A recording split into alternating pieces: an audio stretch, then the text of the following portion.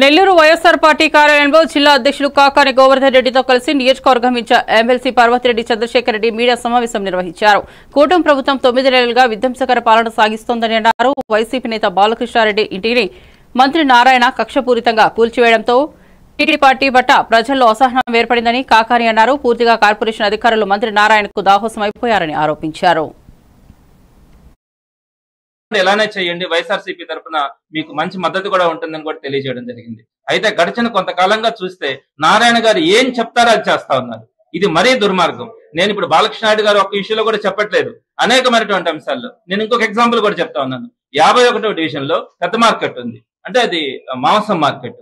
నెల్లూరులో చాలా మాంసం మార్కెట్లు ఉన్నాయి. 51వ డివిజన్ లో సౌరి అని ఒక వైఎస్ఆర్సీపీ నాయకుడికి సంబంధించినటువంటి అక్కడ 5 షాపులు ఉంటే ఒక షాపు సౌరికి సంబంధించింది. అయితే ఆ 5 షాపుల్ని కూడా క్లోజ్ చేయించాడు.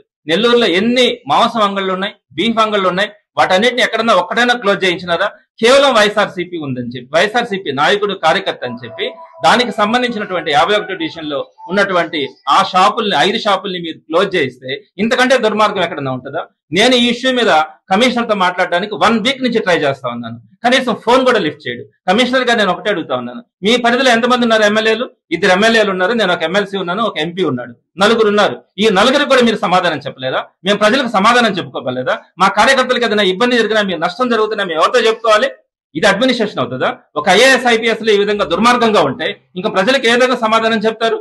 వచ్చిన తర్వాత ప్రతిపక్ష పార్టీ వాళ్ళకి సంబంధించిన నాయకులను కానీ, కార్యకర్తలను కానీ, ప్రజల్ని కానీ ఇబ్బంది పెడతా ఉంటే, మేము మాట్లాడుతూ ఉంటే కూడా కనీసం స్పందించే విధంగా కూడా అధికారం లేకుండా మీరు తయారు చేస్తా ఉంటే చూస్తూ ఊరుకుంటారు అనుకుంటా ఉన్నారా? మీకు తెలుసా బాధలు? మీరు ప్రతిపక్షంలో ఒక్కరోజైనా పనిచేస్తారా? నెల్లూరులో పనిచేస్తుంటే మీకు తెలుస్తాయి ప్రజల బాధలు కానీ, ప్రతిపక్ష కమిషనర్ గారి దృష్టి